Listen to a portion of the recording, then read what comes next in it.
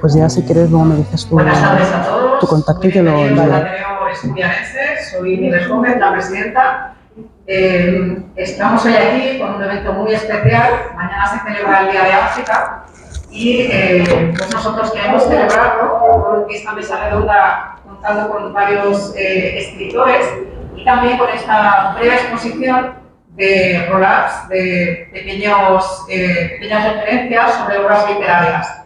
Quisiera dar un agradecimiento muy especial a María Carmen de Bernardo, que está aquí presente en primera fila, profesora de la Universidad Complutense y traductora, que fue la que me dio pues, esta idea, ¿no?, de celebrar el Día de África con esta actividad conjunta de mesa redonda con exposición.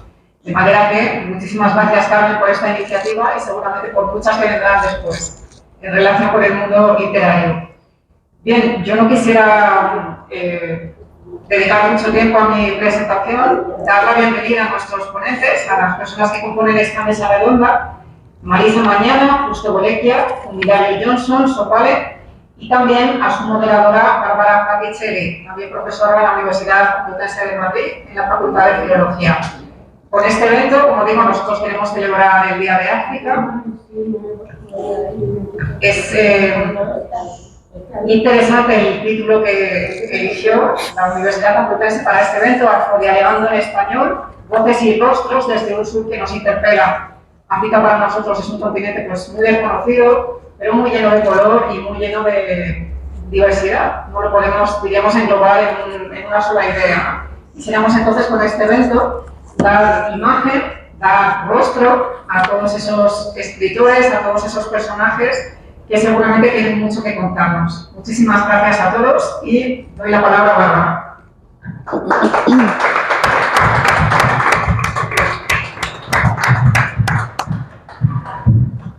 Muchas gracias. Yo creo que se me oye bien, ¿verdad?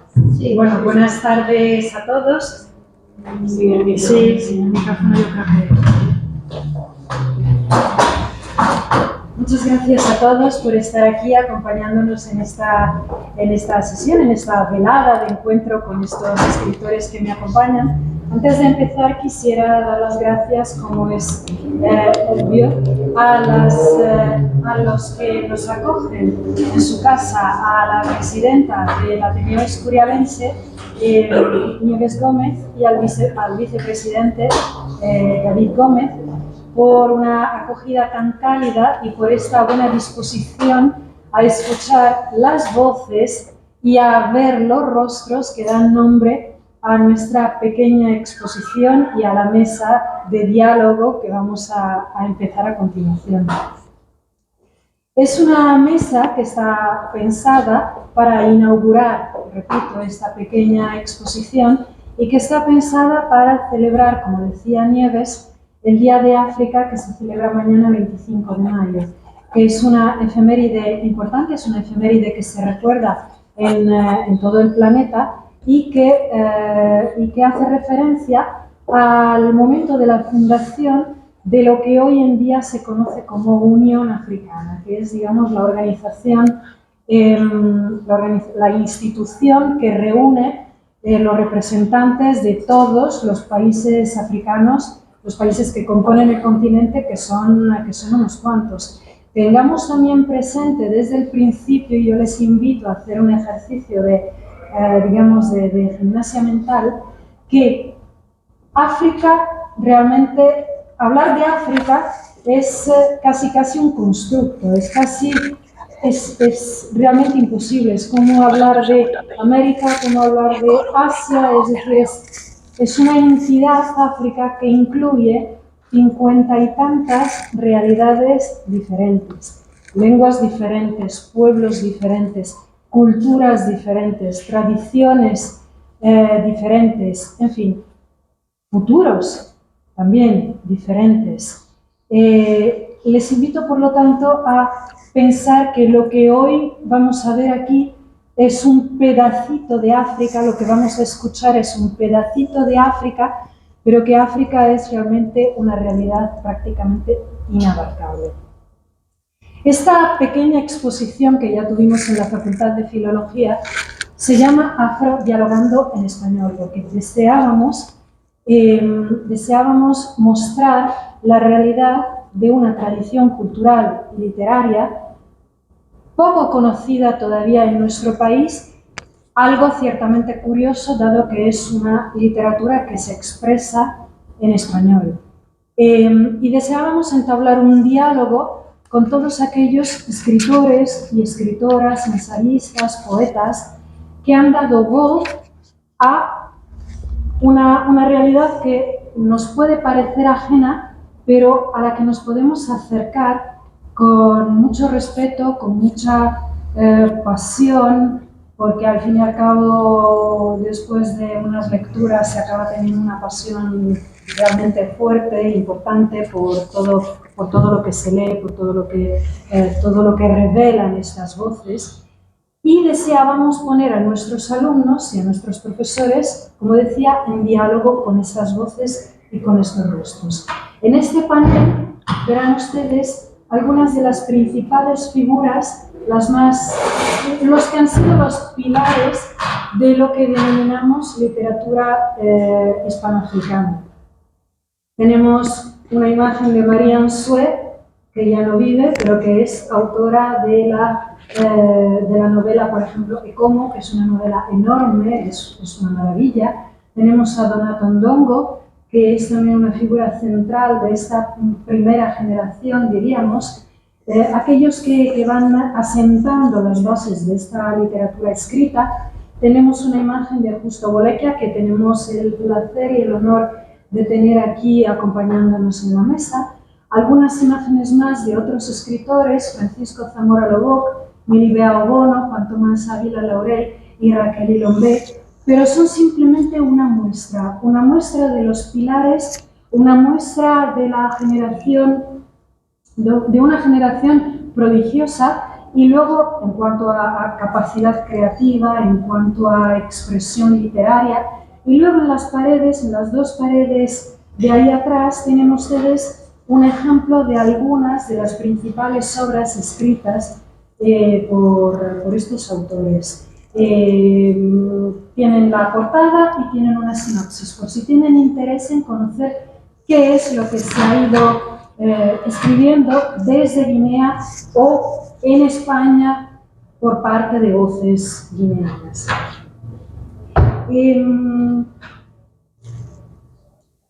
Antes de pasar a presentar las personas que me acompañan en la mesa, quisiera también agradecer a la que ha sido el alma mater de esta exposición, que tuvo la idea principal, que es una de las comisarias de la misma, que es Mari Carmen de Bernardo, Maca para los compañeros y amigos, con la que me une una relación, aparte de amistad, también de vida profesional muy intensa, sobre todo porque formamos parte de un grupo de investigación de la Universidad Complutense que se llama Voces Africanas. ¿Y por qué nos llamamos Voces Africanas? Pues por la misma razón por la que hemos escrito, por la que hemos llamado esta exposición Voces y Rostros desde un sur que nos interpela, porque nos queremos poner a la escucha, porque hay unas voces preciosas, hay unas voces enormes, hay unas voces sugerentes desde un aparentemente pequeño país de África que se llama Guinea Ecuatorial, que merece mucho la pena escuchar y a la que vamos a empezar a escuchar, de hecho, rápidamente. En la misa me acompañan Justo Bolequia,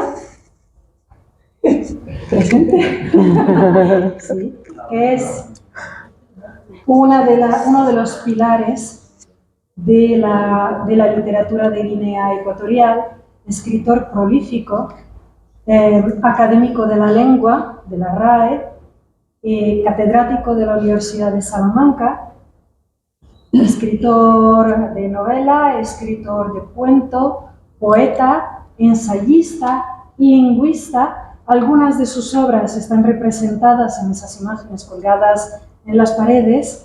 Otras, puedo mencionarlas, bueno, una de las últimas, por ejemplo, es la novela Los Caminos de la Memoria.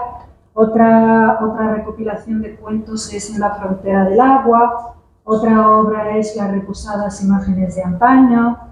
Otra obra, recopilación de poemas esmiadas, invertidas y percepciones alteradas. Bueno, Gracias. Otra obra es Cuando se narraban los cuentos en África, sabiduría bubi de ayer y de hoy, lo que desvela ya desde un primer momento el grupo étnico y el grupo lingüístico al que pertenece el profesor Boleckia, que es el grupo étnico bubi, y del que da buena cuenta en una serie de ensayos en el que explica aspectos relacionados con su lengua materna y hasta ha hecho un diccionario bubi español. Por lo tanto, tenemos el placer de tener con nosotros realmente a una eminencia en cuestiones relacionadas con Guinea Ecuatorial, con las relaciones entre Guinea y España, etc. Y rápidamente le vamos a escuchar.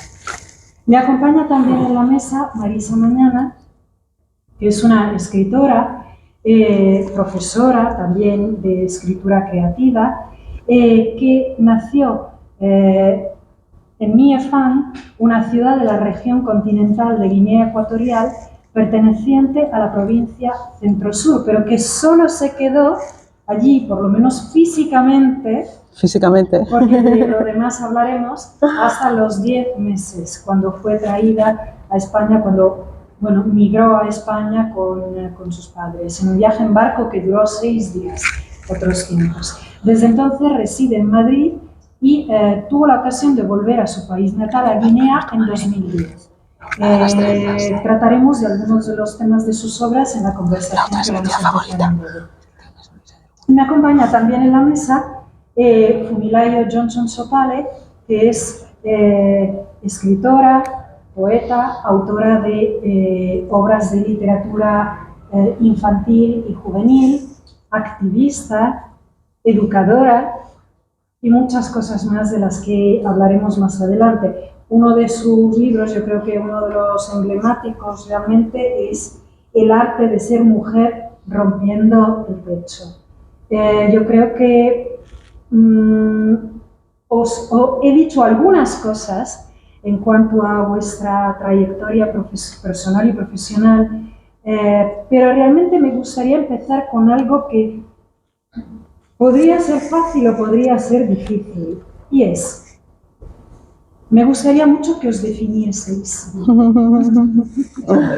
Sí. ¿Quién quiere empezar? ¿Cómo os definís? Porque sois muchas cosas a la vez y quizás a través de vuestra definición entendamos algo más de vuestra personalidad y de vuestra obra creativa. Pues si queréis empiezo yo. ¿Sí? Pues bueno, como ha dicho Bárbara, nací en Guinea Ecuatorial y siempre, a partir de que empecé a tener uso de razón, siempre que me preguntaban de dónde eres, yo decía de Guinea Ecuatorial. Me decían, ¿pero cuánto tiempo llevas tú aquí? Tantos años, pero tú eres española. Y a mí no me salía a decir, soy española. Yo siempre decía, soy de Guinea Ecuatorial, ¿no? Digamos como que el color de la piel no es una primera razón, ¿no? Por la pregunta. En 2010 fui a Guinea, la primera y única vez, de momento, y entonces íbamos en el coche, íbamos 4 personas. Iba el conductor a la izquierda, mi tío a la derecha y detrás íbamos mi ex y yo. Mi ex es de Teruel. Teruel existe, doy fe. Bien, pues pasamos por una de las barreras y entonces el paramilitar metió la cabeza en el coche y entonces saludó el conductor. Ambolo, nosotros somos fan, igual que ellos son muy, yo soy fan. Ambolo, y saludó. Saluda a mi tío. Ambolo, saluda a mi ex. Hola.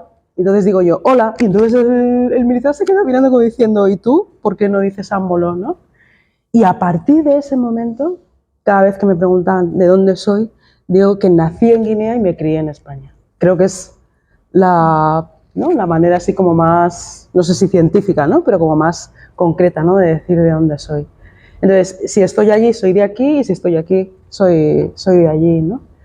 Y luego, bueno, otra cosa que a mí me define también es que me encanta leer y escribir y afortunadamente desde que empecé a escribir cuentos en plan corintellado hasta hoy no he parado y me dedico a ello. O sea que digamos como que mis 3 pilares son la escritura, de dónde soy y ser mujer. Esas 3 Muchas gracias.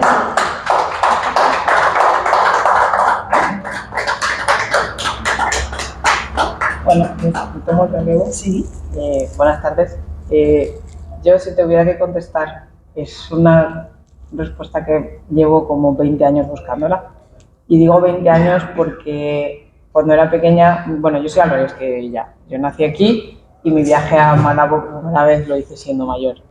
Pero ya desde niña siempre en Pichi, que es lo que hablan mis padres, siempre me decían pañapiquín, pañapiquín, pañapiquín, en todas partes. Entonces es como que desde casa siempre ha habido ese conflicto de identidades, ¿no? En casa todo era bioko, todo era mocrosup, pepesup, todo era tradicional, pero cuando cruzas la puerta todo es España. Entonces me he criado entre dos mundos, entre España y bioko, porque lo tenía metido en casa. Mi abuela es muy tradicional, siempre ha llegado su tradición en la mochila. Mis padres son los típicos africanos que nunca han soltado su tierra. Entonces, mis conflictos empiezan cuando salgo del pueblo, porque me criaron en un pueblecito pequeñito de Alicante, se llama Guardamar del Segura, que lo recomiendo para vacaciones, cuando quieran ir. Y entonces, en Guardamar éramos la única familia negra. Era la única negra en la guardería, la única negra en el colegio. Y cuando salgo del pueblo y por circunstancias mi madre nos lleva, a mí me llevan a un internado que está en Salamanca, y en el internado me encuentro con un golpe de realidad. No había visto tantos niños negros juntos en mi vida, aparte de mis primos. Entonces ese colegio eran muchos niños que venían de Guinea. Y ahí es donde mi golpe de realidad es cuando, sí, tú eres negra, pero tú no eres española. ¿Y quién me lo dice? Otro niño negro que acaba de llegar de Guinea.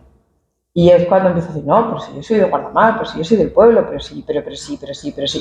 Ya es como, pero tú que vas a ser española, si encima te llamas Fumilayo, que es un nombre nigeriano, y te apellidas Johnson, y Johnson yo pensaba que era americano, pero luego resulta que mi madre me explica que es criollo, y entonces empiezo a decir, pero a ver, tengo un nombre nigeriano, un nombre español, que mi segundo nombre es Guadalupe, tengo un nombre inglés, pero que dicen que no es inglés, y luego tengo un apellido Bové, ¿no?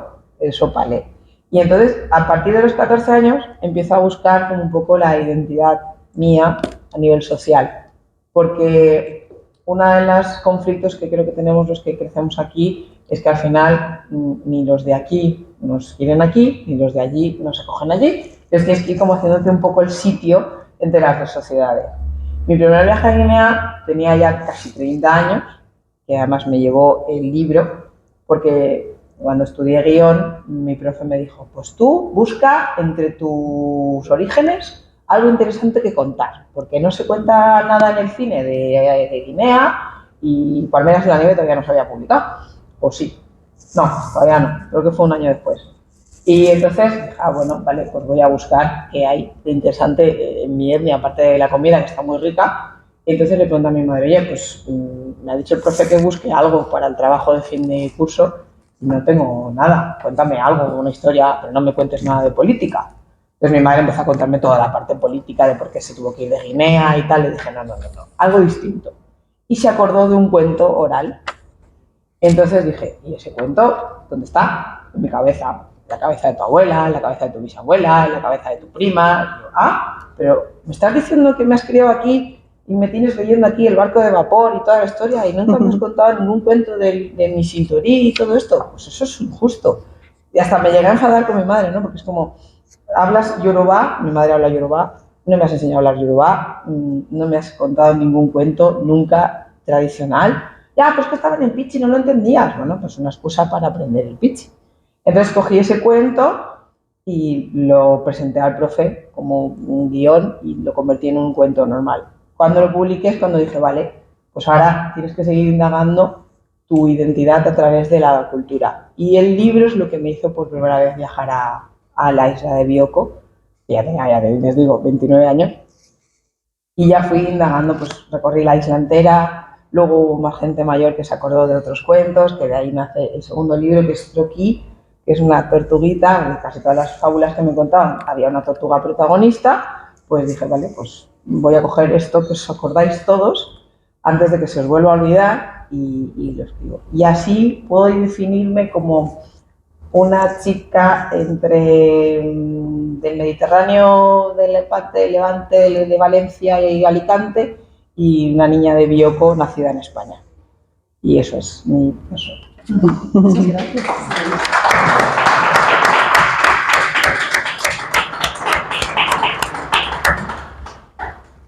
Justo. ¿Cómo te defines? Teniendo tu trayectoria, Es que resumirla, sí. estas chicas, a veces los jóvenes hacen preguntas y los mayores se quedan en silencio sin saber qué contestar. Y francamente, definirse tendría que estar en la oscuridad primero para verme. Cuando digo verme es pensar en mí. Y pensar en mí significa ir al pasado. Cuando me di cuenta de que existía, conscientemente a los 6, 7 años, hablaba mi lengua materna, bubi. No hablaba ni español, ni inglés, ni francés, ni italiano, ni chino. No hablaba ni una lengua más que la lengua que encontré, que fue la que hablaban mis padres, mis abuelos, los vecinos, los de la comunidad, etc. Y luego cuando mi madre me mandó al segundo exilio, porque me mandó al primero el 13 de diciembre de 1954, fue cuando mi madre me mandó al primer exilio. Cuando la madre pare a un hijo, es que manda a ese hijo al exilio. Porque ahí dentro el hijo suele estar bien. O sea, la madre se harta de tenerle ahí dentro y le echa. Dice, fuera de mis entrañas. Y claro, por eso cuando salimos de ahí dentro llorando, ¿no? Estábamos cómodos ahí dentro y... Cuando me mandó al segundo exilio, empecé... Claro, yo llego a la escuela y tengo que hablar mi lengua. Además, los compañeros eran de mi pueblo. Bobe, que se vuela ahí, bobe, cállate, es todo lengua. Venga aquí, palizas aquí, aquí, pegando aquí, de rodillas sobre unos pedruscos, arenillas y tal. Me obligaron a adquirir, adoptar una lengua que no tenía nada que ver con la mía, ni conmigo. A nivel de religión, a nivel de cultura, a nivel de creencias, a nivel de gastronomía, en todos los aspectos empecé a abrazar una lengua que no tenía absolutamente nada que ver con la mía. Pero la lengua sirvió para que mi padre pudiera contactar con el colonizador. Era el señor que compraba el cacao en el pueblo, entonces sabía que mi padre no hablaba bien el castellano y dice, tú que hablas la lengua de estos, ven. Entonces yo iba con mi padre, dice, ya dile al blanco, en mi lengua, dile al blanco esto, que no estoy de acuerdo con su forma de comprar el cacao. Entonces, mi padre ha dicho que no está de acuerdo con la forma. Me hice un intérprete, traductor de mi padre con el colonizador. Y me preguntas, ¿cómo me definiría? Un desastre. Un aculturado total. Un perdido. Una persona que no tiene ni lengua, ni cultura, ni identidad, ni nacionalidad. No solamente es cuando estás allí eres de aquí, cuando estás aquí eres de allí. Mira, soy catedrático de la Universidad de Salamanca. He dado clases en la Escuela General de Policía de Ávila durante 2 cursos. Pero todavía soy académico de la RAE. Pero sigo siendo extranjero. Soy catedrático de una universidad. Pero hay compañeros que me preguntan todavía, oye, ¿tú tienes nacionalidad española? Digo, no. Ah, por eso decía, ¿no? Porque tú no eres catedrático. No. Ah, vale. Porque sí, no se creen que ¿cómo este negro puede ser catedrático de una prestigiosa universidad? Por eso cuando me dicen, ¿tú tienes la nacionalidad española? Digo, no. ¿Eres catedrático? No. Ah, vale. ¿Pero tú eres académico? No. Ah, vale. Decía yo que no lo es. Porque si digo que sí, el pobre hombre va a estar atormentándose ¿Cómo es posible que este negro sea esto y yo no? Me callo. Entonces, por eso decía, ¿cómo te definirías? Un buscador. Sí, un buscador de algo que no voy a encontrar nunca. Pero tengo que seguir buscándolo. Sé que no lo voy a encontrar, pero tengo que seguir buscándolo. ¿Qué dices? Es una tontería. No. Ustedes saben que van a morir, pero tienen que seguir viviendo. ¿Verdad? Sabemos todos que no, ¿por qué no nos quedamos quietos? Total, que va a morir, me quedo quieto y ya está. No, hay que seguir viviendo. No tiene sentido, pero hay que seguir viviendo. Entonces, como yo sé que no voy a encontrar lo que busco, pregúntame qué busco. No lo sé. Seguimos. Vale.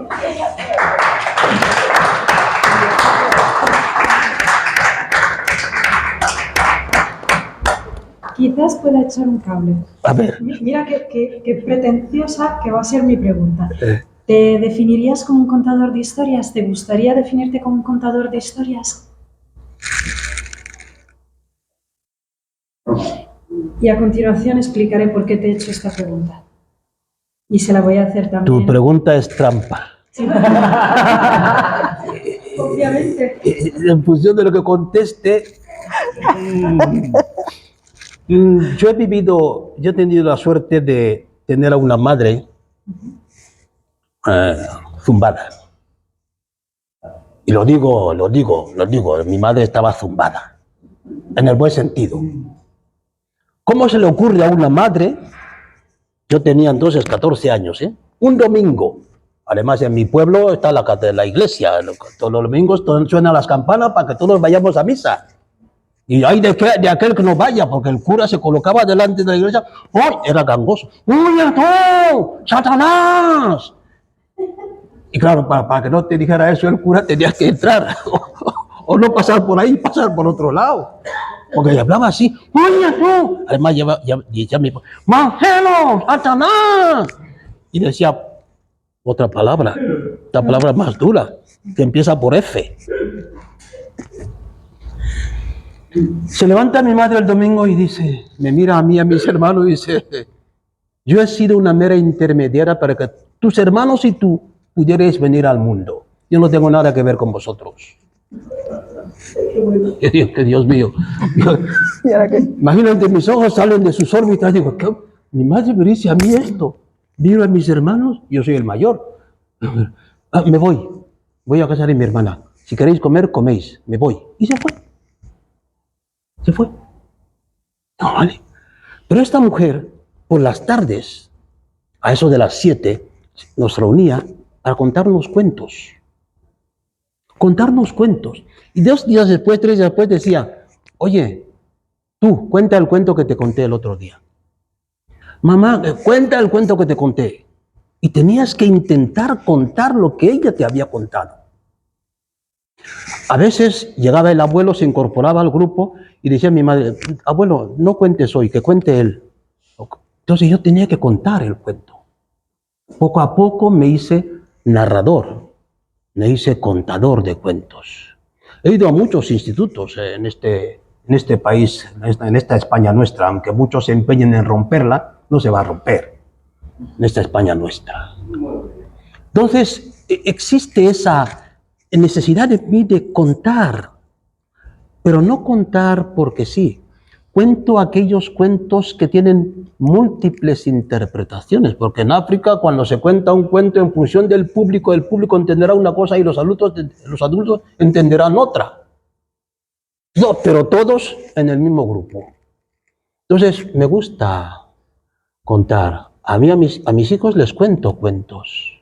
Quizá porque inconscientemente me entiendo que ese es el primer camino que tendrán para abrazar lo poco que yo les pueda dar como miembros de una cultura, de una etnia. A través de los cuentos, a través de las historias, a través de no solamente los cuentos, sino me gusta mucho lo que yo llamo las romanzas que hay en los cuentos. Esas pequeñas canciones con las que se resuelve la trama a veces del cuento.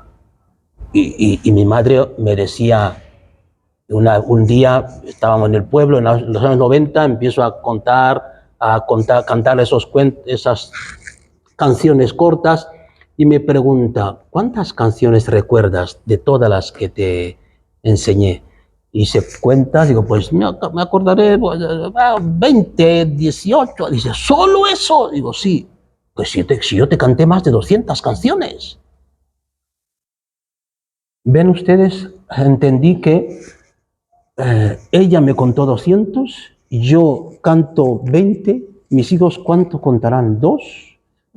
Entonces la cultura desaparece. Vale.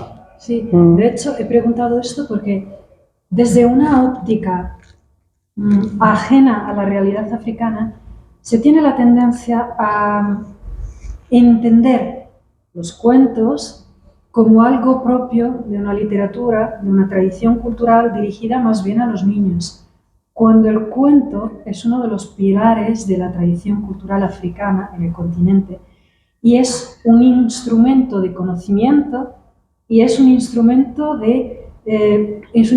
que acompaña a lo largo de la vida, da herramientas a las personas desde que son pequeños, pero a lo largo de su vida, para precisamente ir conociendo la realidad, para ir interpretándola y para ir resolviendo problemas más o menos cotidianos, a los que nos vayamos enfrentando a lo largo de la vida.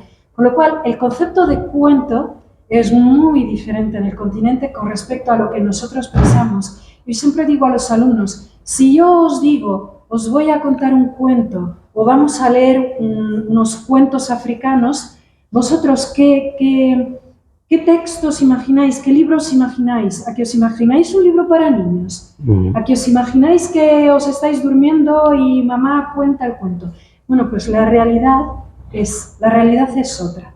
La perspectiva desde la que hay que acercarse a este tipo de manifestaciones literarias es totalmente diferente. Tanto es así que es uno de los instrumentos privilegiados de expresión de los escritores del continente. Es decir, el cuento tiene una vigencia y una, digamos, es una de las formas literarias más publicadas en las diferentes lenguas que se hablan en África.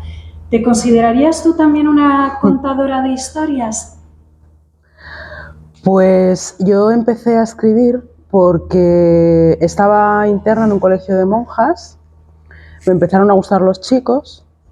Había una monja con la que me llevaba muy bien, la Madre María Jesús, yo le contaba mis cuitas y ella llegó un momento que dijo, lo siento Marisa, pero no te puedo ayudar. ¿Por qué no escribes? Entonces a partir de ahí empecé a escribir, eran historias tipo Corín Tellado, o sea, de chavales a los que quería, que me salvaban y este tipo de cosas, ¿no?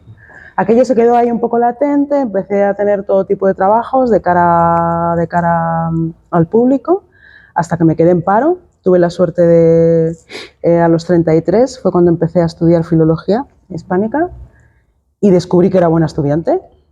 Y a partir de ahí, de repente, la cosa de escribir cambió a enseñar a escribir.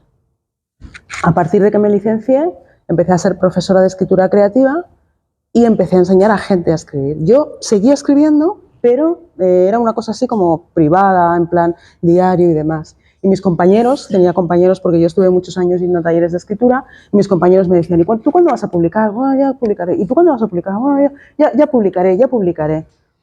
El siguiente paso fue que leí un libro más bien el prólogo, el libro entero no, de Bruno, más alto, micrófono por favor. Y entonces me leí un libro de Bruno Bettelheim que se titula Psicoanálisis de los cuentos de hadas.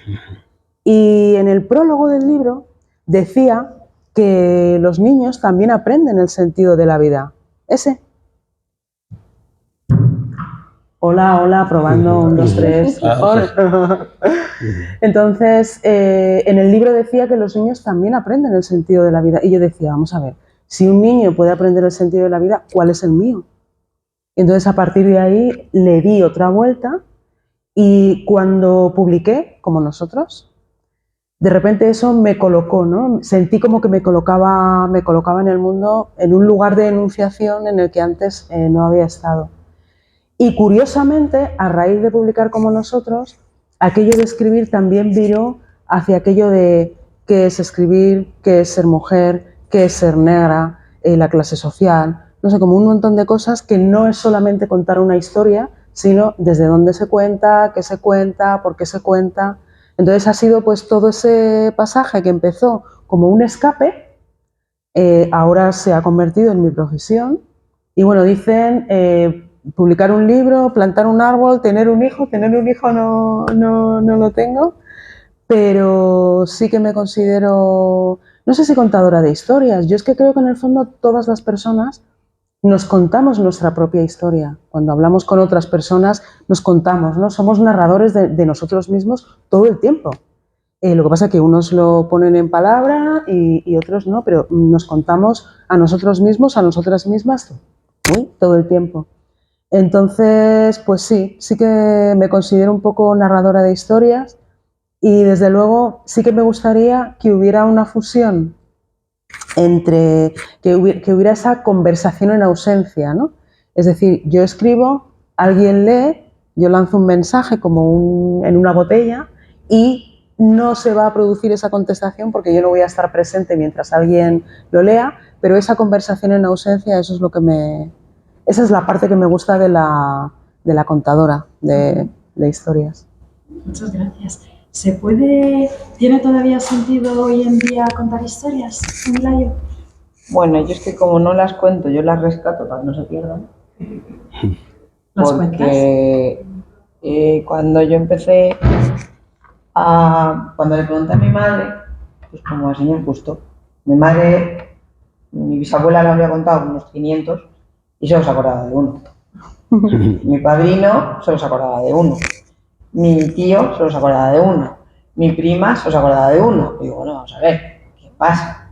Se supone que esto es una generación, porque esa parte de mi bisabuela todavía tiene el patio grande en la ciudad y se sentaban ahí los 20 y tantos nietos que tuvo, le contaba y le contaba y le contaba y le contaba de la tortuga, del antílope, de no sé qué, y todos esos cuentos, ¿dónde están?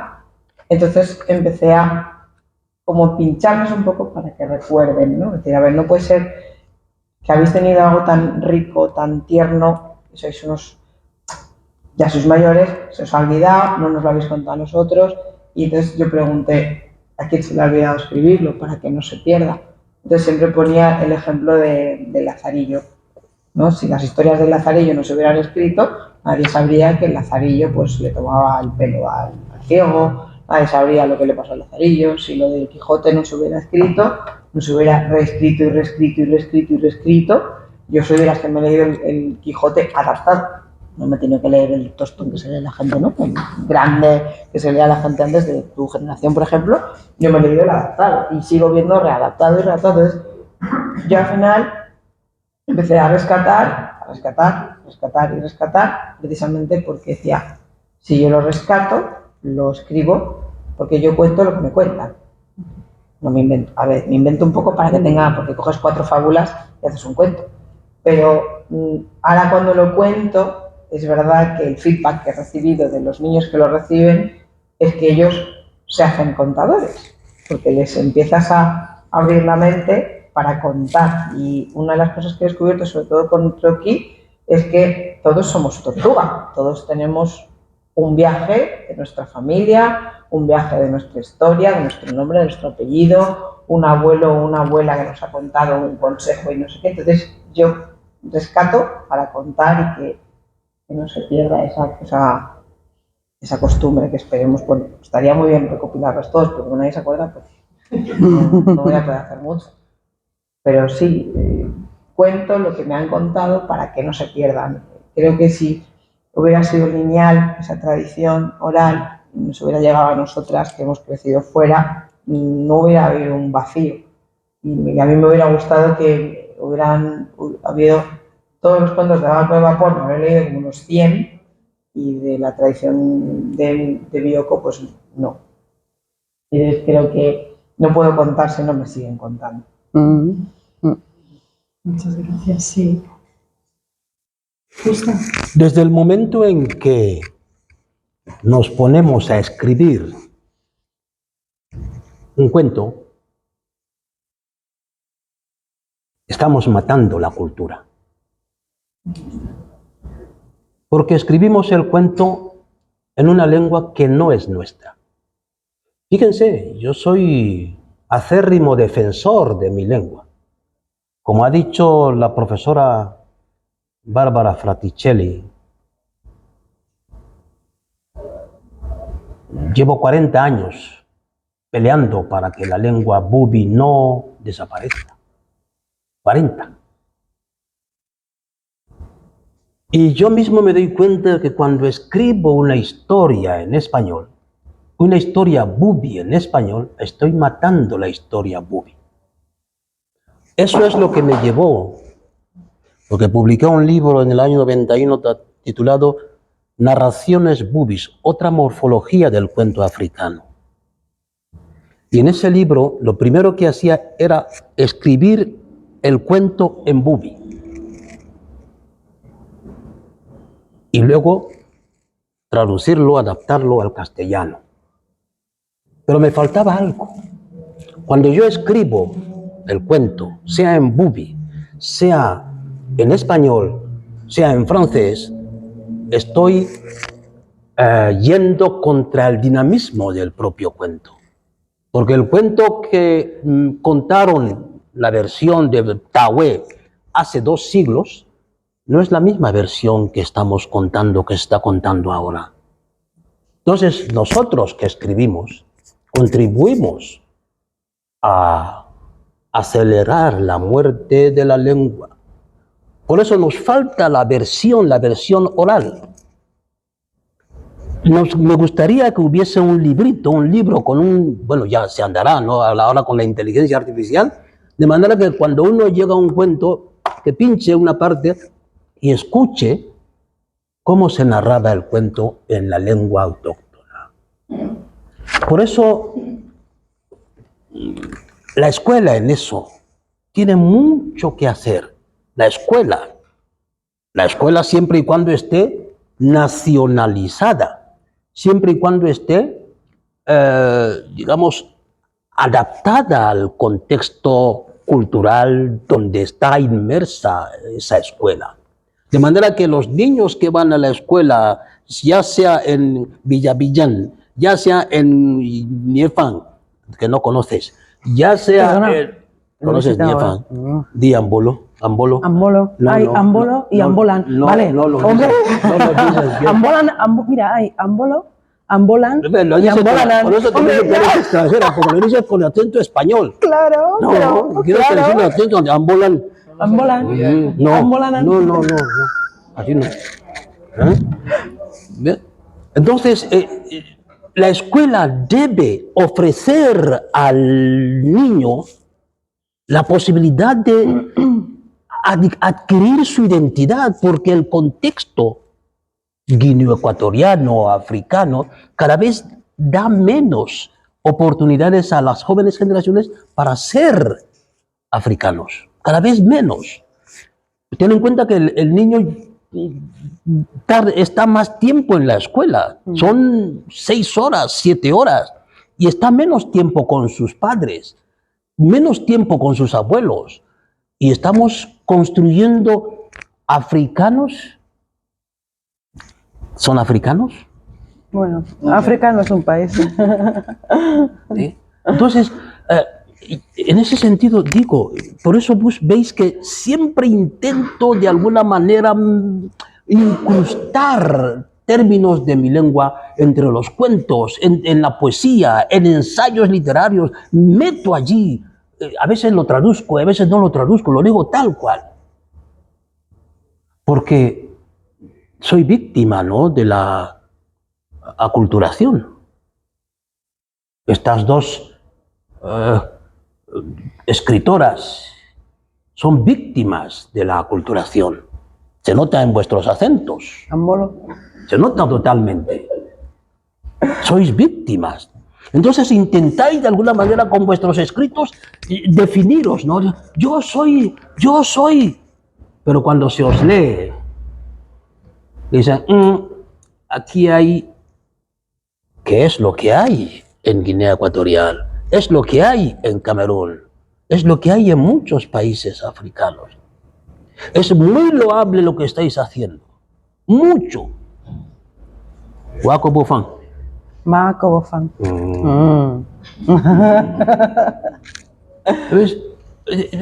Porque cuando tú escribes, no puedes hacerlos ignorando el contexto de esta historia que estás escribiendo. No puedes olvidar las historias de Jim Wandong. No puedes olvidar los proverbios, los refranes Fan.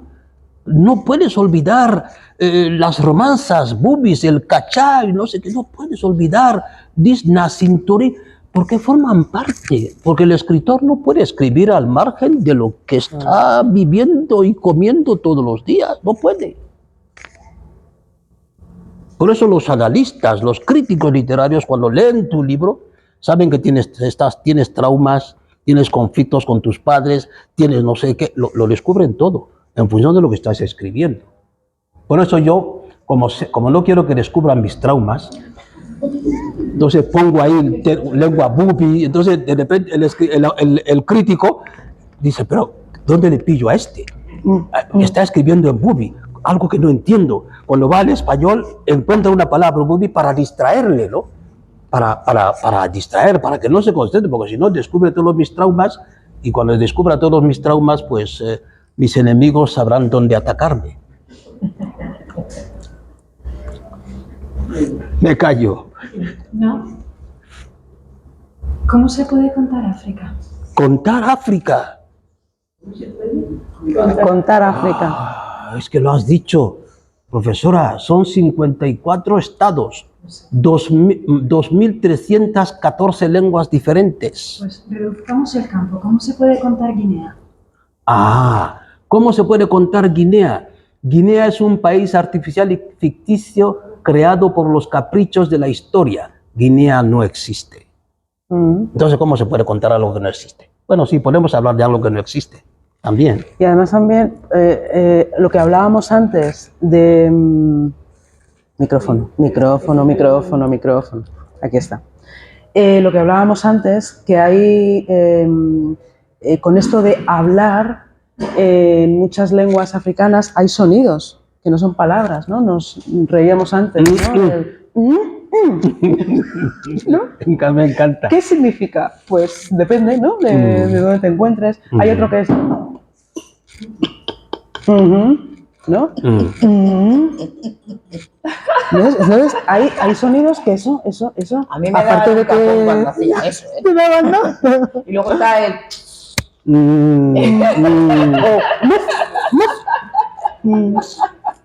El chasquido de los dientes estaba prohibido, igual que lo de silbar por la noche en casa.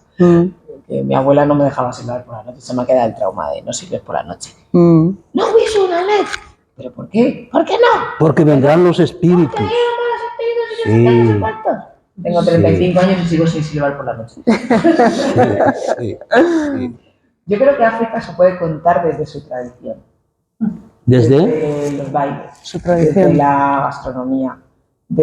Claro, yo empecé a viajar a Bioko de mayor y he llegado a conocer la parte continental también. Entonces creo que es el viaje, yo pienso que todo niño nacido en la diáspora estaría muy bien que hiciera un viaje, Al menos una vez en la vida, Sí. al origen.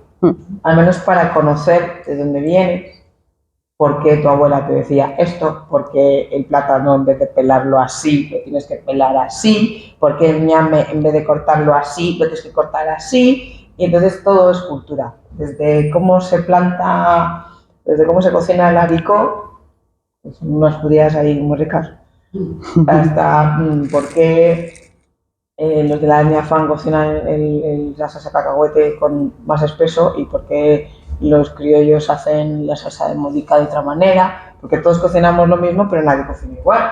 ¿no? Ellos hacen el cacahuete de una manera y mi abuela escribe y lo hace de otra. Y luego te vas a Nigeria y resulta que la salsa de modica, el modica es una almendra, ¿no?, que se raya. Yo soy una vaga, lo siento, y no he aprendido a hacerlo con la botella. Es que mi abuela lo hacen con la botella o con una piedra, ¿no? Mi hermana Sí, en el lo de la pueblo coge botella. un pedrusco y es una almendra, como las almendras. Entonces, no, y eso también tiene una historia. Si no vas, no viajas, no hablas con tus mayores, no conoces. Entonces yo creo que yo en mi caso, que soy descendiente de Sierra Leona, de Ghana, de Sao Tomé, de Nigeria y de Bioko, Sampaka, con un poquito de rebola, no sé por qué me acuerdo, a mi familia, porque el apellido Sopale está dividido entre dos pueblos del sur de la isla. Entonces yo creo que se cuenta con la tradición del país, no la ropa o porque de repente el bonco es algo tan grande, porque mi padre era de Ñancué, de vestirse, es algo tradicional, porque creo que todo el pueblo, todos tienen una historia que contar y la podemos contar con la tradición. En el momento en el que tú adquieres otra cultura que no es la tuya e intentas mezclarla, no encaja. No, el otro día mi hijo me pregunta, mamá, ¿puedo comer la salsa cacahuete con espaguetis? Y le dije, pues, como puedes coger salsa de cacahuete y convertirla en espagueti. No se ha hecho nunca, pero bueno, es viable, no sé, son hidratos de carbono igual que el arroz y tal, ¿no? Y el otro día estaba cortando un gari, que es una especie de fufú, y le cortábamos así como con el hilo. Con el hilo. Y dice, ¿pero por qué lo cortas como si fuera plátano? Si no es plátano, como el gari es amarillo, yo compro el amarillo, no compro el blanco, pues mi hijo decía, pero es que porque el plátano también tiene una forma específica de cortarlo. Entonces yo creo que África, o Bioko, Guinea, Gabón, Camerún, cualquier pueblo, Sampaka, y Rebola, que son mis bisabuelos, todo se cuenta con la historia, con la tradición. ¿Por qué en España se come jamón serrano? Yo nunca lo he sabido. Y soy una adicta al jamón. ¿Y por qué se come queso y se toma el queso con pescado, el pescado con vino blanco y la carne con vino tinto? Tampoco me lo han explicado. Pero es una tradición, ¿no? Entonces, ¿por qué el marisco con blanco y no con tinto? ¿Qué más da? Y total es vino, ¿no? Creo que todo se cuenta con... Hay un porqué y la cultura de cada rincón del mundo yo creo que se puede contar con su propia tradición. Yo quería añadir algo, y es que cuando a veces, bueno, yo me he hecho muchas veces la pregunta, ¿qué es la literatura africana?, ¿no?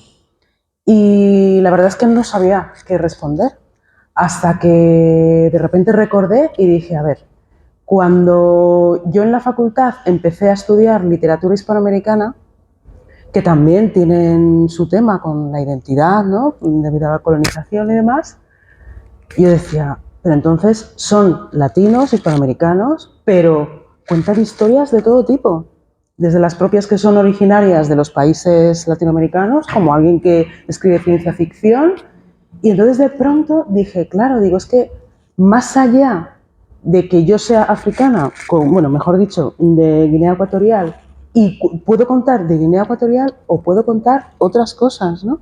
Por ejemplo, a mí hay una corriente que me gusta mucho que es el afrofuturismo, ¿no?, que es colocar en otra época futura, ¿no?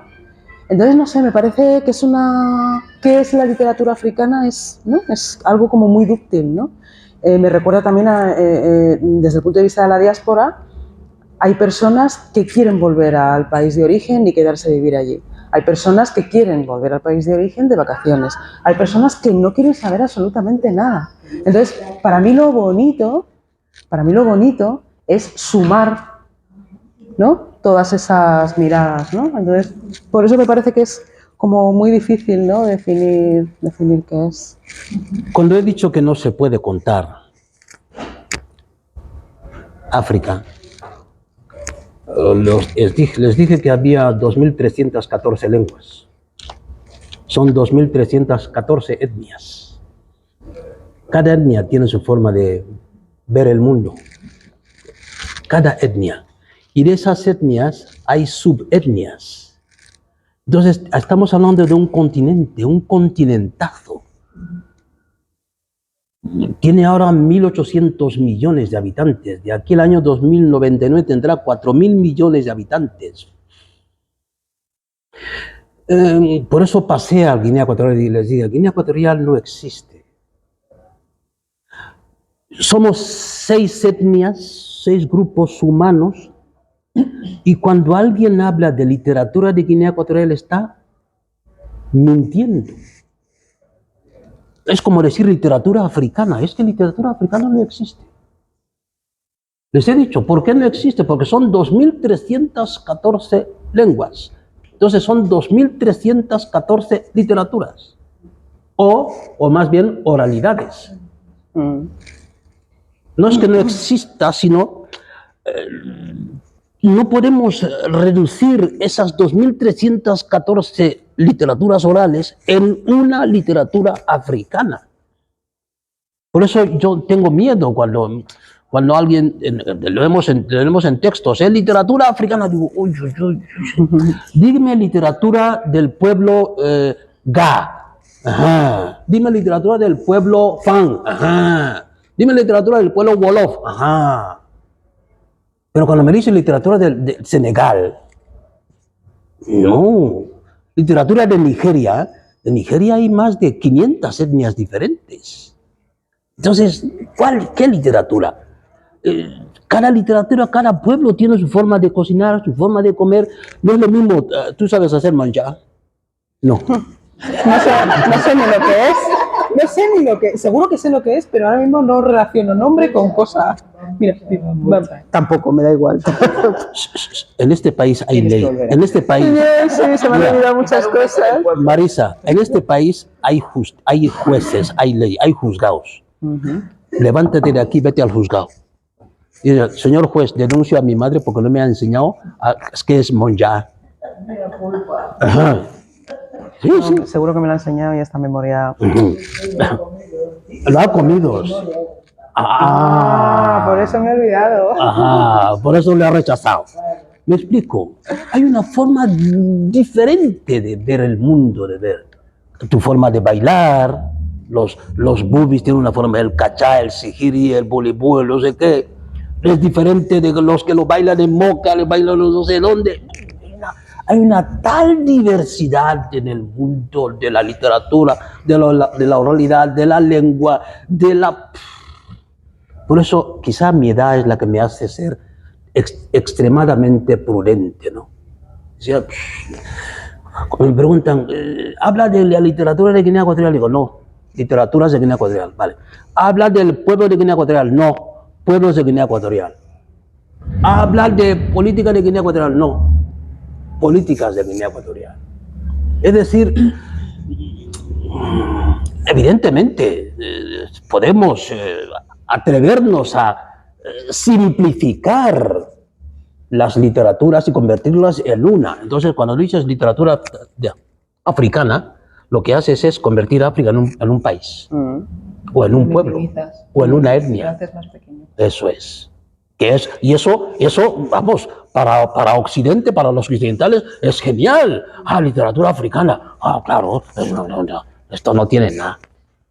Pero cuando tú empiezas a ahondar en el pueblo Fan, por ejemplo, su tradición, hay un español, bueno, el difunto Íñigo Aranzadi, que vivió en Río Muni y tiene un libro sobre en el bosque Fan, con fábulas, mira, unos proverbios que solo los Fan conocen. Y el Fan, cuando habla sin proverbio, es que no sabe. Entonces, ese señor lo recogió. ¿Por qué pudo recogerlo? Porque vivía allí con ellos durante años y aprendió la lengua. Entonces, cuando tú dices, voy a escribir cuentos, yo qué sé, de mi pueblo, Niefan, ¿hablas la lengua? No. Entonces, ¿cómo lo vas a escribir?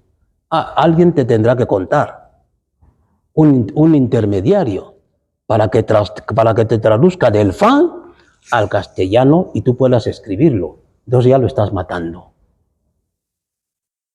Explico, ya lo estás matando. Justo. Dime. De hecho, cuando hemos tenido asignaturas de literatura del continente africano las hemos denominado literaturas africanas. Sí, es Y cierto. subrayo Exacto, sí, sí. sí.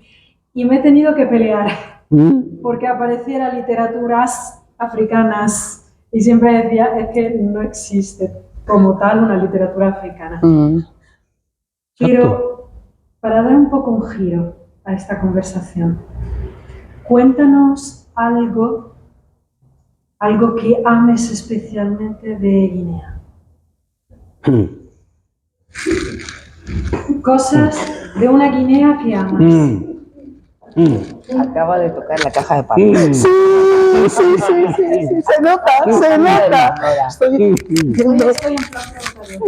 Bueno, sí, como seguro que usted tiene mucho más que decir que yo. Sí, sí. Así distraemos al público. Yo sí que de la isla, sobre todo que es de donde son mis padres, mis abuelos, me quedo con las zonas rurales. Estuve un tiempo en la ciudad, me estresé tanto y me fui al pueblo. Me fui a San Paca, aunque dicen que San Paca ya no es un pueblo.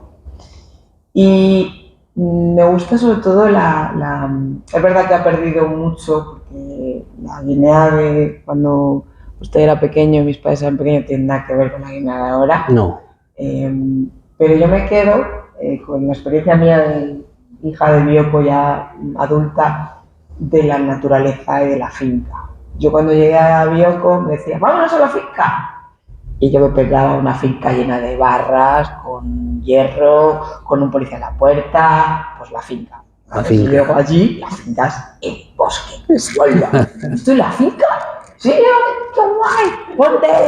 Ponte mosquitos de eso. Antimosquitos, pues si esos antimosquitos que me da el farmacéutico de mi barrio no vale para los mosquitos de Guinea. Esto es un abuso. Entonces me ponía el aceite negro. Lo que le ponemos a los bebés. ¿Por qué te has puesto Bangapamay? Pues porque estos antimosquitos, esencial, no falla. Tú te vas al bosque, te pones un montón de Bangapamay y no te pican un mosquito. Ahora no te pongas colonia, Todo eso, por ejemplo, ¿te pones malo? Pues nada, un poco de Doni, que es como una pasta de tal, lo calientas un poco, lo pones en el pecho y fuera constipado. Para el pelo, aloe vera. Lo tienes ahí, al lado, en la finca de casa, al lado, para el pelo. Mamá, me duele la tripa. Con triti. Qué rico. Todo natural. Pero lo mejor de ir a la finca es llevarte una piña fresca. Hacer así y todo fresco. A mí me encanta eso y ojalá no se pierda. Sé que se ha perdido, pero lo poco que queda se mantenga. Todo es natural. Yo creo que si amáramos más lo propio, lo que nos da la tierra, el plátano, la banana, tú sales de la finca con tu banana fresca. Si tienes hambre por el camino, te la comes, no te pasa nada. Sin aditivos, sin nada de ñame. Me acuerdo que en mi primer viaje me regalaron un ñame de 10 kilos y cuando llegué al aeropuerto, el del aeropuerto me dijo que lo tenía que dejar. Entonces le dije que ni hablar. Así que saqué un par de cosas de la maleta de mano, metí mi ñame ahí dentro y me vine a España con mi cacho ñame, que luego ya puedes imaginar la cara que puso el policía aquí en Barajas cuando lo vio. Me dije, es que me la da mi abuela. No, con los caracoles. Irte a la finca e intentar cazar un caracol es lo más complicado que te puede pasar. Intentar coger una gallina es imposible, no lo intentéis nunca. Yo he intentado en Batete, lo he intentado en San Paca, lo he intentado en Rebola, lo he intentado intentar coger una gallina. Es que la gallina parece que sabe que vas a buscarla. Porque la gallina sabe que no eres de allí. Claro. Todo lo que es natural, a mí me gusta muchísimo eso. Es verdad que está muy institucionalizada, la ciudad está muy cosmopolita, no hay muchos coches, hay mucha carretera, hay mucho... Pero yo me quedo con el pueblo. Yo lo que amo, yo si soy de las que me iría a la isla, viviría en un pueblecito, con una chocita, con mi finca, con mi ñame, con mi plátano, con mi tití, todo natural, sin aditivos. Eso es para mí lo mejor de Guinea. Yo voy a ser más breve. Sí. La salsa de cacahuete, que podría comer cualquier cosa con salsa de cacahuete. Botellas de plástico con salsa de cacahuete, me las podría... Sí. El otro día lo pensé, además. Pensé albóndigas, espagueti y salsa de cacahuete. Mi abuela, que es verdad que no más como fan, no hablo fan, pero recuerdo cuando estuve en Guinea una de las últimas noches que pues mi abuela entiende español, yo entiendo fan y a la hora de hablar, más o menos, ¿no? Pero hubo un momento que fue precioso, que estábamos ahí en la carretera, ¿no? Que da el piso a la carretera y estábamos las dos en silencio, cogidas de la mano, y no hizo falta nada más. Para mí, Guinea es mi abuela también. Y lo otro que era, lo otro se me ha olvidado. Se me ha olvidado que era lo otro. Sí, que es lo que te gusta de Guinea. Sí, pero se me ha olvidado. La tercera cosa se me ha olvidado. Bueno, cuando, ya me acordaré. cuando te acuerdes, Ya me cuando te acordaré. acuerdes de... mirar, hay una cosa que llaman valores fríos y valores cálidos en un país. ¿Cuáles son los valores fríos en España y cuáles son los valores cálidos? Valores cálidos es aquello que te gusta de España y valores fríos aquello que no te gusta. Guinea Ecuatorial. Voy a pensar más bien en mi pueblo, en la etnia Bubi.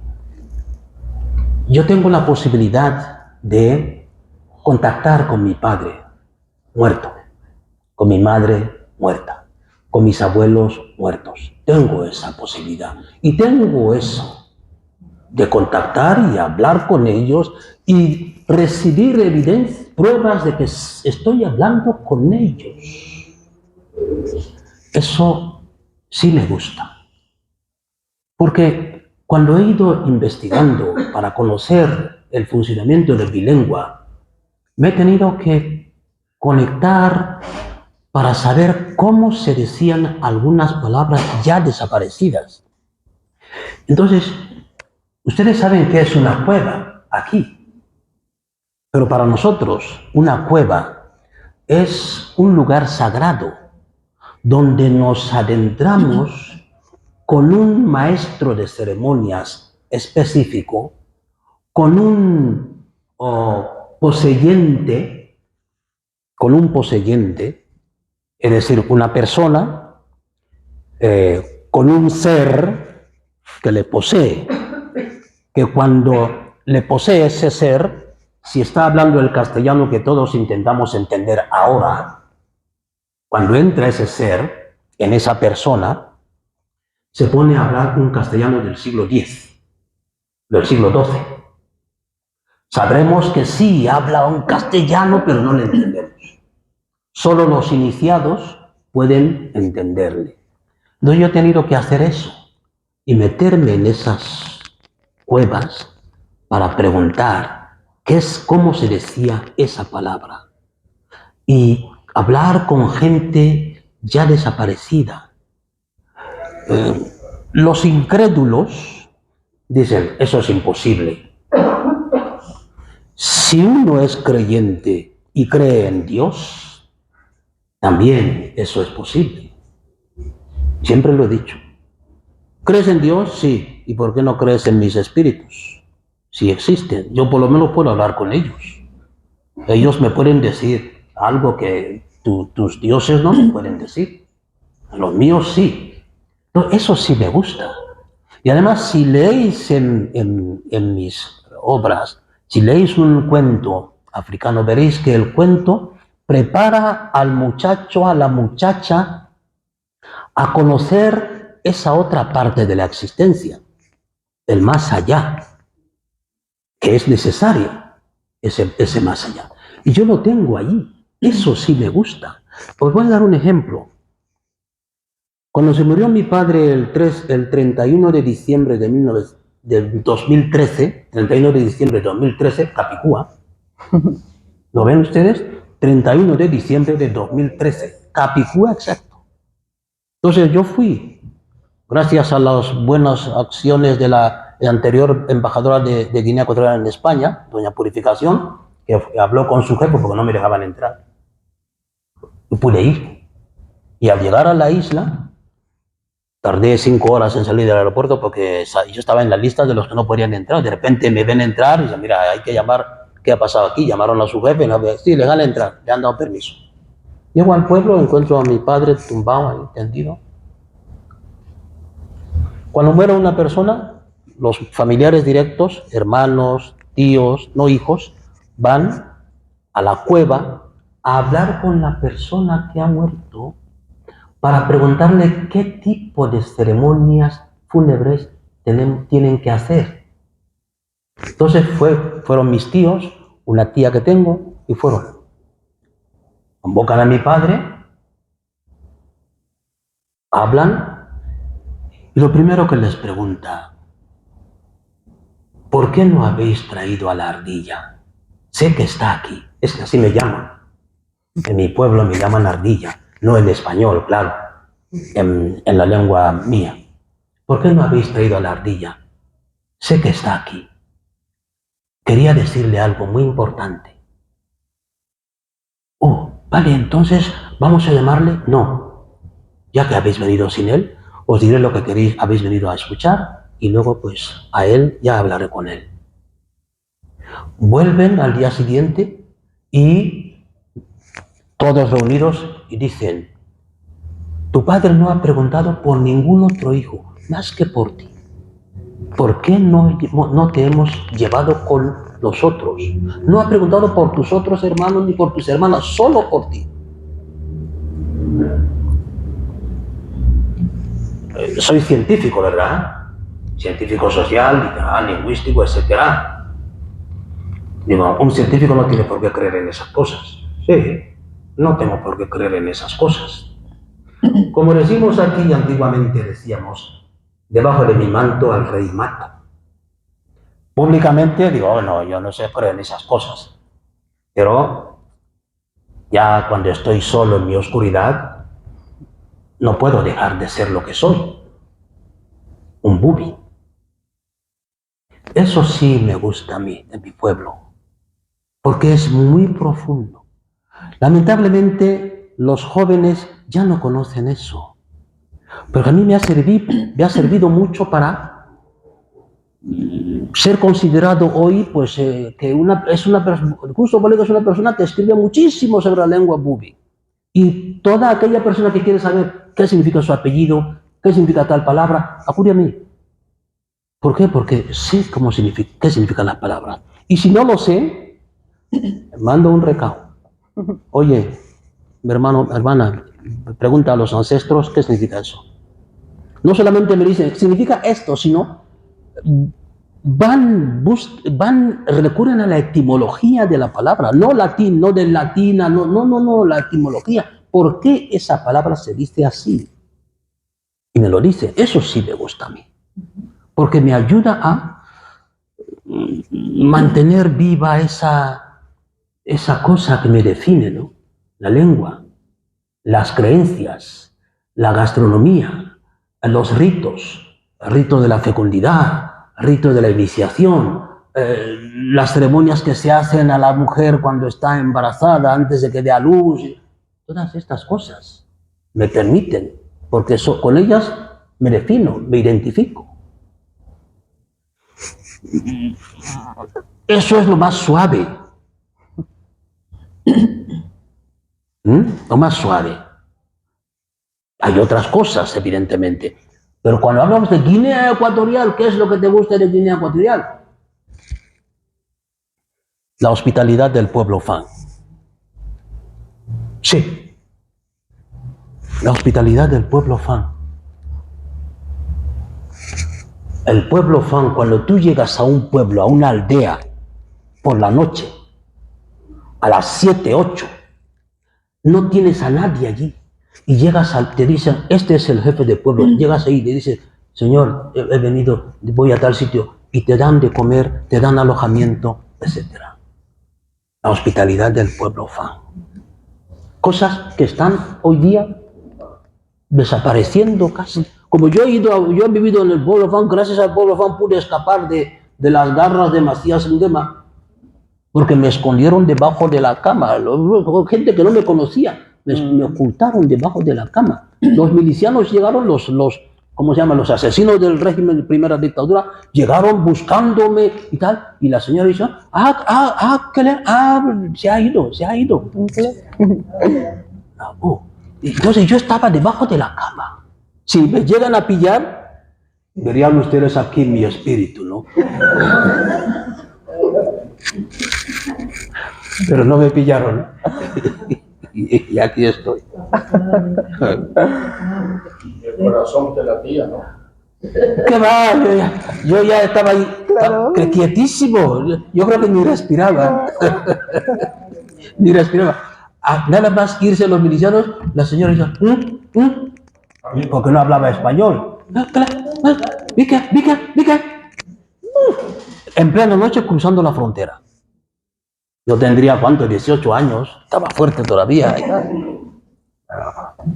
Y esas cosas son las que le hacen a uno escribir, porque hay algo que hay dentro que no quiere quedarse allí.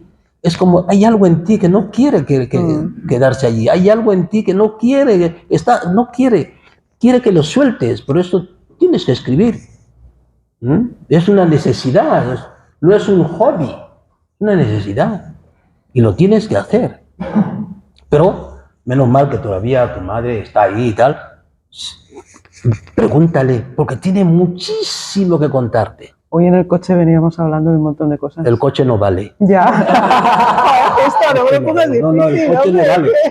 vale. Cuando tú quieras hablar con tu madre, cumple la tradición. A ver, ¿cuál es? La tradición es, Mamá, escucha. pregúntate a ti, ¿qué es lo que le gusta a mi madre? Yo no puedo ir a hablar con mi abuelo, o no podía hablar con mi madre, con mi abuela, porque sí, porque es mi madre. No, tienes que ser una extraña que acude a tu madre. ¿Qué le gusta a mi madre? Le gusta el champán, no sé qué. Le gusta tal. Lo compras y llamas a su hermana, si tiene hermana, y le sientas los dos y tal. Y dice, mira, yo quiero esto a mi madre, mamá, muchas gracias, tal. Cuando lo haya tomado, mamá, por favor, quiero que me cuentes esto. Te lo contará. Pero si viene, mamá, cuéntame esto. No, yo tampoco, no lo cuento. Pues mira, no te costará sin saber una cosa más. Bueno, una de las razones por las que yo me acerqué con tanta pasión a algunos autores, a algunas autoras del continente, de diferente procedencia geográfica, de diferentes expresiones lingüísticas, es precisamente aquello que has mencionado hace 5 minutos. Ese punto de partida diferente a la hora de encarar la vida. Ese punto de partida diferente a la hora de interpretar lo que está pasando y esa capacidad que desde Occidente no se ha recuperado todavía, a mi entender, de saber que la vida es mucho más allá, es mucho más que lo que se ve, que lo que es tangible, que lo que se puede demostrar científicamente. Estamos en la academia tan acostumbrados a exigirnos la demostración científica de todo, porque somos hijos del siglo XVIII, del siglo XIX, en Occidente, que hemos perdido de vista una parte importante de nuestro ser y de nuestra identidad, que es precisamente aquello que no se puede tocar, aquello que no es tangible, aquello que no se puede demostrar científicamente. En la crítica literaria, muchos de ustedes lo sabrán, porque bueno, tienen a García Márquez como uno de los máximos representantes de una corriente que se llama realismo mágico. En la crítica literaria se tiende a poner una etiqueta a todo aquello que no se comprende inmediatamente desde la perspectiva occidental como de algo mágico. Pero justamente son los críticos africanos, críticos por ejemplo nigerianos, ganeses, que insisten tanto en que aquello que se puede encontrar en muchas obras de autores procedentes del continente no se puede calificar de realismo mágico porque no es magia, Claro. porque no es algo que pertenezca a una esfera fantástica, a un mundo de fantasía, sino que es una experiencia vital, real. Y por lo tanto, cuando leemos historias de contactos con ancestros que mencionabas tú antes, experiencias que para nosotros serían extrasensoriales, contactos con el más allá, experiencias de vida en la naturaleza, contactos con la naturaleza que van mucho más allá de aquello a lo que estamos acostumbrados. Cuando leemos todo eso, lo leemos como si fuese algo fantástico, algo fruto de la fantasía o un cuento mágico, mientras que a mí siempre alguien procedente del continente me ha dicho, pero si eso es nuestra vida de todos los días, esas son nuestras experiencias porque no vivimos de una manera tan desesperadamente condicionada por la racionalidad como nosotros. Vivimos en una plenitud que incluye muchos más aspectos de la vida y no nos impedimos o no creamos barreras entre unos mundos y otros, entre lo de dentro y lo de fuera, entre los vivos y los que ya no están, en fin, todas aquellas barreras a las que estamos tan acostumbrados los que hemos sido formados en un pensamiento científico a ultranza. O sea que yo te agradezco muchísimo que hayas sacado el tema porque realmente yo creo da una de las claves para empezar a leer de una manera más plena y a apreciar de una manera más plena cierto tipo de literatura que procede del continente, en diferentes lenguas, desde diferentes países. Pero sí es una de esas claves de, no es magia, es que se vive así y forma parte de nuestra experiencia como seres humanos. Tú también escribes en tus libros de otras épocas, de personajes que son los colonos. ¿Qué nos quieres contar de eso? Sí, yo tengo un relato. Mira, en los años 50 hubo un gobernador en la entonces isla de Fernando Po. Los mayores habrán oído hablar de esa palabra, la isla de Fernando Po. Hoy Bioko se llama. Hubo un colono, don Faustino Ruiz González. Entonces, como era el gobernador, para recibirle, el pueblo bubi tenía que realizar unas actividades, llamar a las jóvenes bubis a bailar. Y había una muchacha muy hermosa. Y el gobernador dijo, y claro, es el gobernador, hay que llevar a la chica. Pero los ancianos bubis dijeron, no, usted si quiere a esta muchacha, tiene que cumplir ciertos ritos.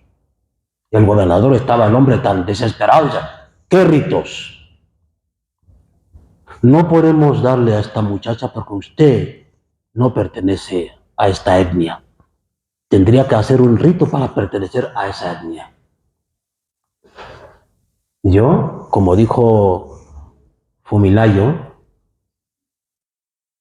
eso pasó realmente, pero para yo escribir ese relato, tuve que hacer uso de la imaginación, de la creatividad. Entonces, para mí, los ancianos convocaron al gobernador y a su lugarteniente en el pueblo y tal, y el mayor anciano dijo, señor gobernador, estamos de acuerdo en que usted tenga o espose a esta muchacha y que se quede aquí para siempre, pero usted debe ser circuncidado. Si no le circuncidamos, no podrá estar con esta muchacha. Si está de acuerdo, le circuncidamos. Entonces, ¿cómo yo, me pregunto en el libro, cómo se puede circuncidar a un hombre de 40 y tantos años? ¿Ustedes se imaginan circuncidar a un... ¿Saben qué es circuncidar, verdad? Circuncidar a un hombre de 40 y tantos años. Entonces, ahí juego con la naturaleza, con la realidad del pueblo. Lo que el ser humano no puede hacer, los antepasados sí lo pueden hacer. Entonces, hago que circunciden al gobernador. El gobernador se despierta y al verse circuncidado, se desespera el hombre y se desmaya. Un médico español lo mira y le dice, mira, a este hombre hay que, como se dice en Guinea Ecuatorial, evacuarle urgentemente, es decir, mandarle a España. En España que decidan qué hacer con él. Entonces, para mí, el gobernador, o sea, los colonos sufrían esa burla por parte de los autóctonos. ¿Por qué? Porque el gobernador o el colono, como no entendía la lengua de nuestra, entonces podíamos criticarle sin que supiera qué queremos decirle. Y se le criticaba. Los hijos de los colonos sí empezaban a entender la lengua, pero en lugar de dejar a sus hijos seguir con nosotros, como los jóvenes, para enseñarles la lengua, cogían a sus hijos y les mandaban a estudiar fuera del país. Entonces rompían, como mi padre, con lo que hacía mi padre con el colono. Yo era el intérprete. En lugar de que sus hijos fuesen los intérpretes con nosotros, rompieron ese contacto, ¿no? Esa cadena, ¿no?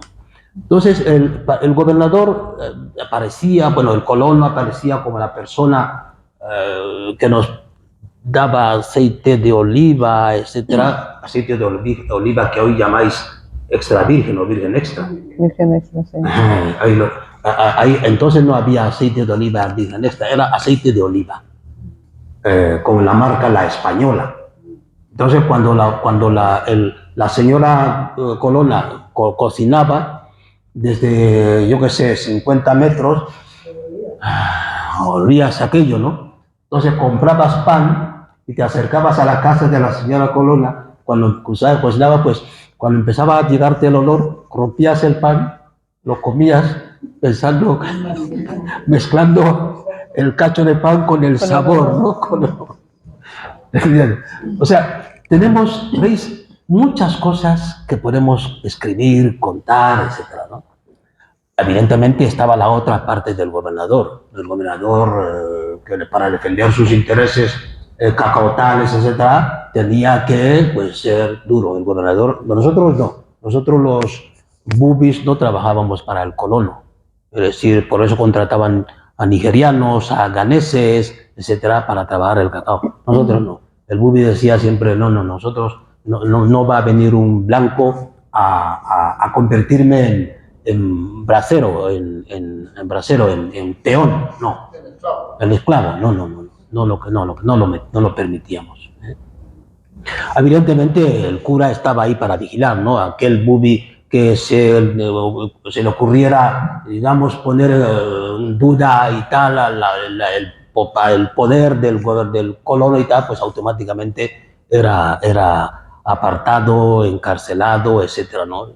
Y yo viví los últimos años de la colonización y por lo menos son cosas que pude ver. Son cosas que se deberían contar en las escuelas para no olvidarse. Porque si se olvidan, corremos el riesgo de que se repitan. Y se están repitiendo con los neocolonos de ahora, ¿no? Que son los gobernantes de Guinea Ecuatorial. Los están repitiendo porque están haciendo lo mismo que hacían muchos colonos, ¿no? O sea, por eso veis en uno de mis libros de los bubis, cómo conjugar los verbos bubis, en la contraportada tengo una foto con el salacot. El salacot era el sombrero que se ponían los colonos, ¿vale? Se ponían los colonos, era típico, los colonos siempre ponían el salacot. Entonces yo tengo eso. ¿Por qué? Porque siempre, este es un libro de verbos. Entonces yo les digo a los profesores y tal, sobre todo los profesores de lenguas extranjeras, ¿no? Y yo se lo digo a mis estudiantes, digo, mira, yo estoy aquí para colonizaros. ¿Por qué? Porque, a ver, vosotros queréis aprender francés, yo os estoy colonizando. ¿Queréis aprender español? Os estoy colonizando. He estado en Ghana, en Togo, en Benín, llegué el día 6 de mayo. Digo, os estoy colonizando. Yo sí, pues vous coloniser. Pero, profesor, sí, porque yo os enseño cosas de Francia, cosas de España, y no os enseño nada vuestro. ¿Qué estoy haciendo? Lo que hacían los colonizadores. Os estoy colonizando. Es como ahora mismo, esta tarde, nos estamos aquí escuchando a 4 personas. Yo creo que también deberíamos dejarles la palabra. Me callo. Muchas gracias. Sí, deberíamos llegar al final de este diálogo, de esta conversación. No sé si hay alguna pregunta, porque se me ha quedado en el tintero alguna cosita que me hubiera gustado mucho preguntar a Marisa y a Fumilayo, pero por si acaso pregunto si hay alguien que quiera intervenir. Si no, les hago esta última pregunta. Bueno. Vale, entonces lo dejamos un segundín para el final. Una última cosa, dado que al fin y al cabo estamos hablando de literatura. Pues, sí. Doña Bárbara Fraticelli ha dicho, dejamos un segundín, la han escuchado, ¿verdad? Entonces ya está, ya ha pasado ese segundín. Es una forma de... Lo sabe, no lo Nosotros somos humanos todavía. Entonces, dejamos un momentín. Eso lo entiendo. Mi mente lo entiende. Un segundín. 3 minutos. Vamos a ser precisos. Venga. Dejamos 3 minutos, es que entre justo así. Tenéis una obra, un tipo de creación literaria en la que creo que es muy importante la figura de la mujer. Además, ambas creo que sois activistas en este sentido, es decir, tenéis una opinión bastante clara, tenéis una imagen bastante clara de lo que significa ser una mujer negra. No voy a utilizar el adjetivo africana porque si no justo se enfada. De lo que es ser una mujer negra en un determinado contexto, en un determinado país, que puede ser puede ser Guinea, puede ser cualquier país en realidad, porque no le estamos poniendo un color a ese contexto, pero son personajes que son portadores de un mensaje o de varios mensajes que estimulan la fantasía quizás o la conciencia del lector. Y me gustaría saber cómo os planteáis esos personajes femeninos que aparecen en vuestros cuentos, o en el libro de Fumilayo, en el arte de ser mujer. ¿Cómo los habéis planteado? ¿Cómo habéis planteado estas figuras femeninas? Bueno, te has ido al del arte de ser mujer. El arte de ser mujer, la figura soy yo. Como persona de varias identidades sociales en la lucha de romper patrones sociales, porque desgraciadamente todavía los estereotipos existen y creo que van a existir siempre, ¿no? Y parece que por ser negra de determinado, una madre soltera a lo mejor en un contexto social de vulnerabilidad, no puedes romper ciertos patrones, ¿no? Y entonces vas estudiando el transcurso de la historia de la mujer y te das cuenta que al final dices, lo que llaman feminismo, yo desde mi punto de vista y desde mi vida, mi experiencia vital, lo he vivido desde mis abuelas. Yo vengo de una familia donde hay 40 mujeres y 10 hombres. Y todas son feministas, todas han sido estudiantes, han trabajado, han sacado la casa adelante, y la matriarca de mi familia es mi bisabuela. Entonces, al final, yo no sé en qué momento ha habido una confusión, o quizás sí lo sé, pero no he querido indagar mucho en ello, pero al final nuestras mujeres, nuestras abuelas, nuestras bisabuelas han sido feministas toda la vida. Mi tatarabuela fue la que le dijo a mi tatarabuelo, oye, vámonos. Y la representación de la etnia bobé siempre es la mujer, la que lleva el bastón de la familia, ¿no? Al menos es lo que a mí me han representado. Por lo tanto, en el arte de ser mujer concretamente, que cuento mi desarrollo, es como representar un poco la historia de lo que hemos sido todas las mujeres a lo largo de la historia. Siempre hemos sido defensoras de nuestros derechos, de poder trabajar lo que nos gusta. La finca, a la que va la finca es la mujer. Entonces, es la que cuida el hogar, es la que educa a los niños, es la que... Entonces, no me puedo creer que no haya habido feminismo en 1926 cuando nace mi abuela o en 1890 cuando nació mi bisabuela.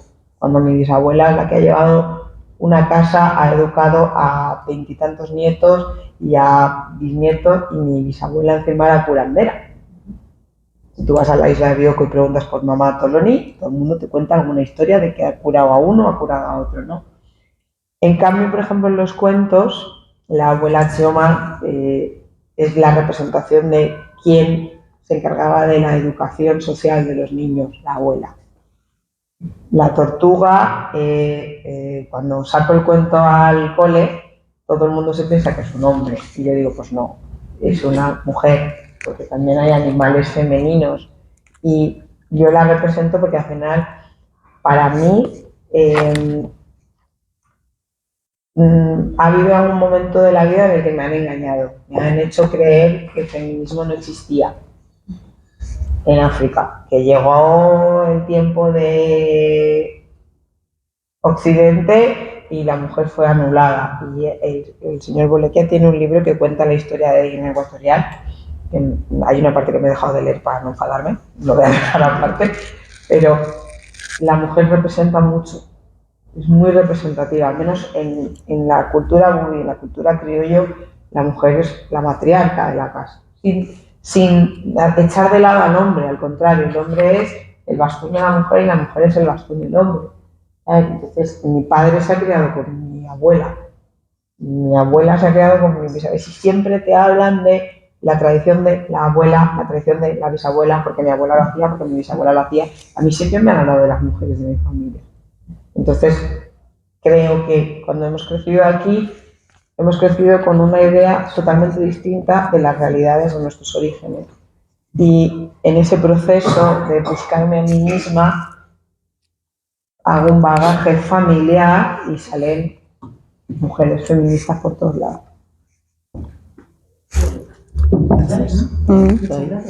Marisa.